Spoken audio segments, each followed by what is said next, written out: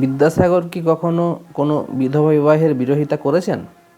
হ্যাঁ, আশ্চর্যজনক মনে হলেও ঘটনাটি সত্যি।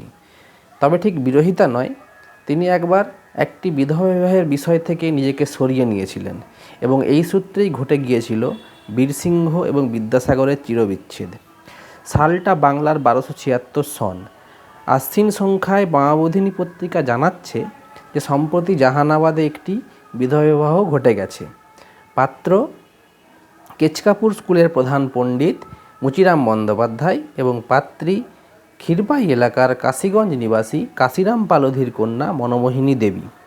ঘটনাটি হলো, এই বিবাহের বিরোধী ছিলেন ক্ষীরপাই এলাকার সম্ভ্রান্ত হালদার সহ বহু সম্ভ্রান্ত ব্যক্তি এবং এই বিবাহের বিষয়ে বিতর্ক উপস্থিত হলে বিদ্যাসাগর বীরসিংহে আসেন এবং এই সম্ভ্রান্ত হালদার সহ অন্যান্য সম্ভ্রান্ত ব্যক্তিরা বিদ্যাসাগরের সঙ্গে সাক্ষাৎ করেন এবং অনুরোধ করেন যাতে তিনি এই বিবাহের বিষয়ে কোনোরূপ উদ্যোগ না নেন।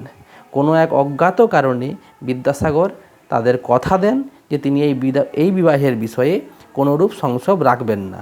চণ্ডীচরণ বন্দ্যোপাধ্যায় জানাচ্ছেন যে সম্ভবত তিনি এর পূর্বে এই হালদার সহ অন্যান্য যে সম্ভ্রান্ত ব্যক্তিরা এরা যে বিধবা বিবাহের অন্যান্য বিষয়ে অনেক সহায়তা করেছিলেন, তাদের অনুরোধ তিনি ফেলতে পারেননি।